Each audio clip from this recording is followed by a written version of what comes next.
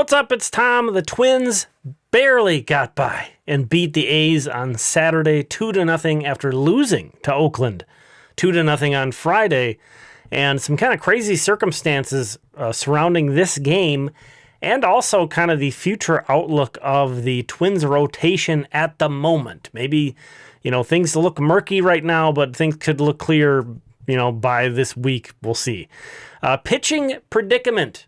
Saturday's assumed starter. Today's assumed starter was going to be Connor Prelip. That's who a lot of people had penciled in. He technically hadn't been activated off the injured list yet, so it wasn't official. But with Joe Ryan slated to go on Sunday, it was kind of the conventional wisdom. Well, apparently Joe Ryan threw a bullpen today, Saturday, and it didn't go well. So they shifted Connor Prelip into taking Joe's spot on Sunday, and instead, Mike Paredes was penciled in as tonight's starter. He got injured during warm-ups. This game got delayed. The start of this game got delayed because the starting pitcher got injured during warm-ups. I'm sure it's happened, but I can't recall that ever happening. And Kendry Rojas had to come in from the bullpen. I'm sure he was expecting to pitch today at some point, so it's not like that was he just totally thought it was his day off.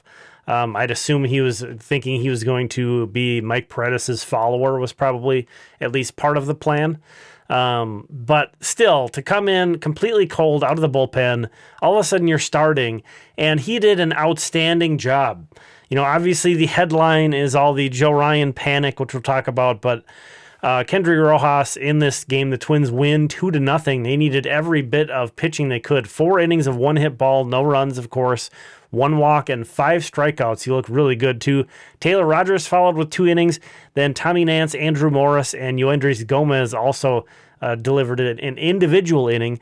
Morris's line looks real comfortable on paper, but he got a comebacker that looked like an easy double play ball that he fired into center field. So Oakland had 2 runners in scoring position with no outs, but Morris managed to dance his way around that and get out of the inning unscathed. So as a staff, 9 innings, 3 hits, 10 strikeouts, no runs. This is kind of another little thing to add to the, these guys are different pile. That's an incredibly resilient performance. Now, before we really start going nuts here, it was the A's. I almost said Oakland A's. So sad to have that pop into my mind. But it was the Athletics. So this is a bad A's team. This is a bad A's team that has a bunch of guys injured. Take that for what it's worth. But still, those circumstances are tough, and these guys just kind of went out and took care of business. The lineup, though, yes, they won tonight. That's great to get back in the win column, but only 2 runs. Here are the runs scored by game since the All-Star break. 5, 2, 1, 4, 2, 10, 3, 0, and 2. And even, let's keep that 10. Well, we'll give, it happened. We'll give them credit for that, but that's obviously the outlier. But even with that 10 in there, the average runs per game in this stretch is 3.2. League average runs per game is 4.5. So that is a concern. Obviously, the lineup was the strength of this team in the first half, and in the second half so far, it just has not been. They need to get going. But again, I think, beyond just today's game, the big story is Joe Ryan. At one point, it seemed like Prelip might start Saturday and Ryan on Sunday. Instead, Ryan is not pitching at all this weekend, and there's hope he'll pitch in the Royal Series. This was a quote I want to pull and read word for word from Theodore Tollefson's article for MLB.com. He's filling in for Matthew Leach. Those of you who listen to Destination the Show would know Theo, and you all should, oh, by the way. But this is from Derek Sheldon. He just had some general arm fatigue, and coming out of the break, after talking to him, Pete Mackey, the pitching coach, and talking to him, and then talking to Nick Paparesta, the head athletic trainer, it was just like, all right, let's just move this back, and get him back on track. So, I mean, that's a lot of... So you're talking to the pitching coach, you're talking to Joe Ryan himself, you're talking to the athletic trainer, and then you as the manager decide, well, we'll just push this back. In a point in the season where your team is up against the wall trying to scratch and claw to prove that you are in this race, it doesn't feel good. It doesn't feel good. Of course, a lot of people's minds go to, well, there is a trade already agreed to, and Joe Ryan's getting traded. I don't think that's the case. I think this would be terrible marketing. Just if we envision that deal falling through. Now every other team's like, hold on, we were going to ask about Joe Ryan, but what is this, a whole arm fatigue thing going on here? Who knows? I don't know. Maybe that is what it'll end up being. I would be very surprised if it's just weird. It wouldn't be that weird if they like sort of pushed his start back and sort of left things really mysterious. Maybe that would be a different thing, but so yeah, Joe, there's, again, maybe we'll have certainty within a couple days here, but Joe Ryan, some question marks around him. Obviously a huge piece of the Twins picture, either way. Well, whatever direction they choose to go in at the deadline. So, if they're trying to stay in it, Joe Ryan's going to be a really important piece. If they're completely selling, which I don't think they'll go that far. I don't think they'll go fire sale. But if they go that way, Joe Ryan's obviously a central piece to that strategy. So kind of an inopportune time to have him be a question mark. Great to see the Twins back in the win column today.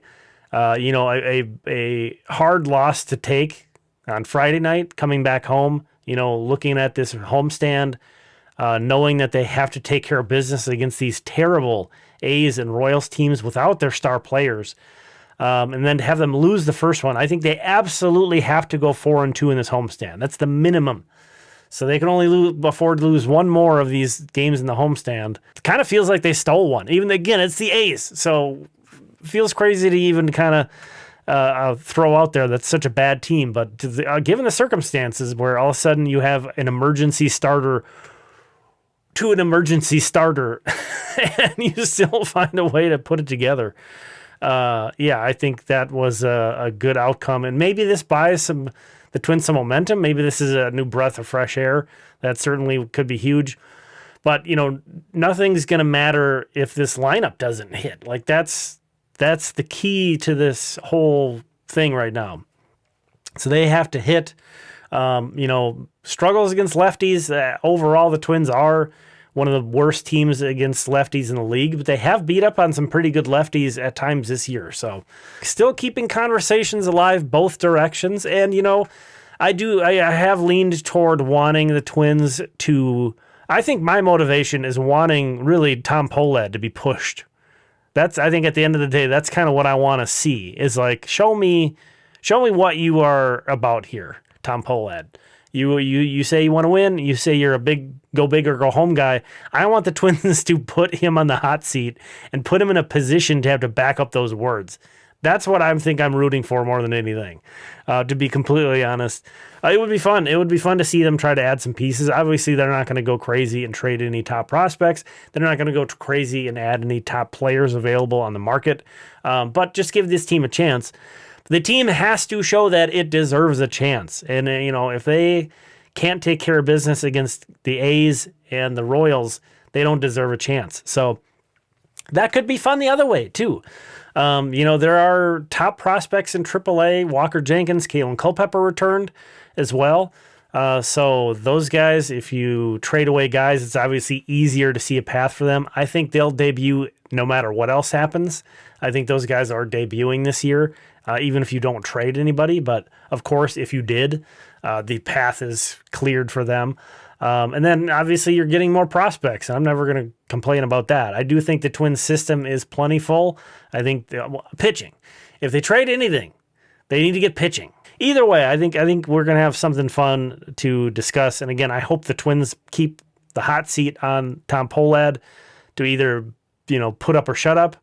But, if that's not the way it goes, that's not the way it goes. And, this team at this point, every game it can switch. That's where they are.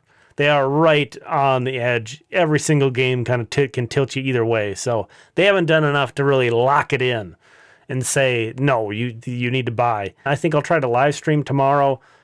Just going to be hiding from the heat anyway. So if you are in that same boat, come hang out. I can't really guarantee that's going to happen, but I hope that's going to happen more toward the evening. So be on the lookout for that. Thanks for checking this one out. Check out Limestone Pipeline on Patreon for more prospect coverage. We released our mid-season top 20 Twins prospect list, so check that out. But we'll talk again soon.